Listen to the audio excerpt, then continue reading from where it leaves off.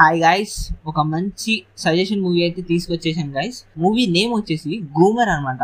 ఇది 2023లో హిందీ లాంగ్వేజ్ లో ఆగస్టులో అయితే రిలీజ్ అయింది. ఇప్పుడు ఓటీటీ వచ్చేసి G5 అయితే ఉందన్నమాట.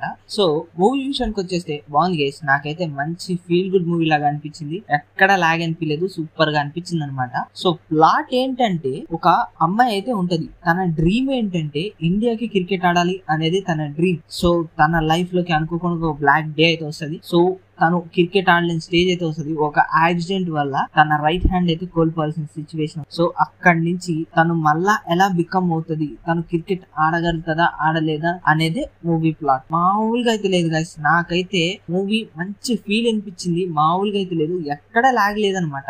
సో మూవీకి ప్లస్సెస్ అంటూ ఏంటంటే, తను చేసిన యాక్టింగ్ ఏదైతే ఉందో మామూలు లేదు, అది వేరే లెవెల్ అని చెప్పారు. ఇంకా మూవీలో ప్లస్ ఎవరంటే, మనకి అభిషేక్ బచ్చన్ గారి యాక్టింగ్ కూడా బాగా అనిపించింది, వేరే లెవెల్ గా అనిపించింది అనమాట. సో బీజం ఉంది చూడండి, ఇంకా అది ఒక వేరే లెక్క. తను స్టేడియం లో ఆడేటప్పుడు, హీరోయిన్ ఆడేటప్పుడు ఆ స్టేడియం లో ఆడిన బీజం వేసినప్పుడు వేరే లెక్క అనిపించింది. మంచి చిన్న బూస్ బంప్స్ టైప్ లో కూడా వచ్చింది అనమాట. సో ఈ మూవీ అయితే నాకు మంచి ఫీల్ గుడ్ మూవీ లాగా అనిపించింది. నాకైతే బాగా నచ్చింది గైస్. ఇంకా ట్విస్ట్ ఏంటంటే, తను ఇందులో బ్యాటింగ్ చేసిన సిచ్యువేషన్ వస్తుంది. అలాగే తను ఒక బౌలర్ అనమాట.